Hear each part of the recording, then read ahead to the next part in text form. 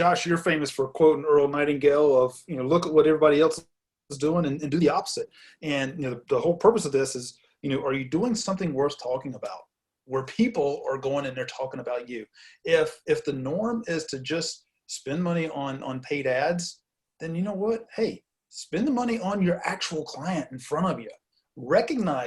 Give recognition to the people who are coming to you and build those relationships. I mean, that's the key to having a successful practice or any business, is building the relationships. I tell you, we have a couple of restaurants here in Phoenix and Scottsdale that we go to that, one of the reasons why we love going to those places is because when you walk in, they recognize you and they know you.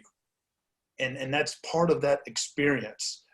And that's what that manager did for you today, Josh, is he didn't recognize you, but he wanted to know you and he wanted to make sure that you came back. And just like what Kevin pointed out, he could go spend $15 on ads that just, fall on deaf ears, or he could spend $15 on somebody who's right in front of him, who he has a very good chance that person's going to come back and spend another $15, $30, $45, $100 with him and go tell his friends, you got to go to 151 Coffee.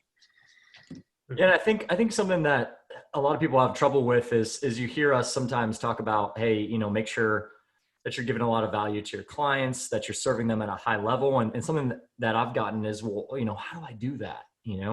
How do I serve at a high level? And I think the trap is always thinking that it's like, oh, I have to get something for someone, or I have to go, buy them cupcakes. And I think it's more about the energy that you bring and the relationship that you build with people. That's what really matters. We have a practice owner that I was just telling Kevin and David about, because I got off a coaching call with her before we started this podcast. And in 6 months, she's about to hit her first 10K month.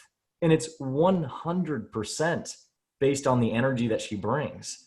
Does this mean you have to be bouncing off the wall and drinking a ton of coffee like I do? Absolutely not. It means that she cares about people so much and the women that she serves that it's infectious. More women want to work with her. And she's hitting her first 10K month in 6 months, and she deserves it. And she's had a lot of success come her way because of the relationships and the energy that she brings to what she does.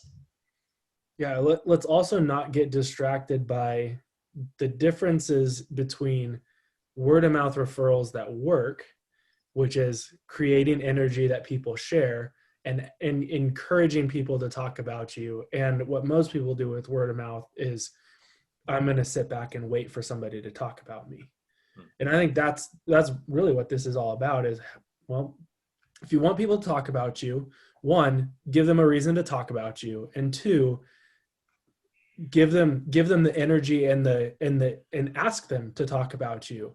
Like, most of my practice is built on word of mouth, relationship-based referrals, but that doesn't mean that we just sit back passively and hope that people talk about us.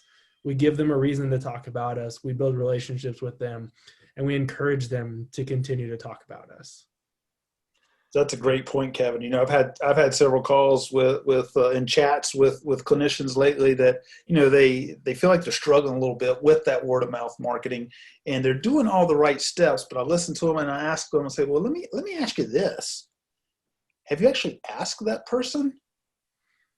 And I go, well, no, I haven't. So the point is like what you said, is word of mouth marketing, but are you passively hoping that they go talk about you, or are you encouraging it? Are you giving them a reason to talk about you? Are you asking them to go talk about you?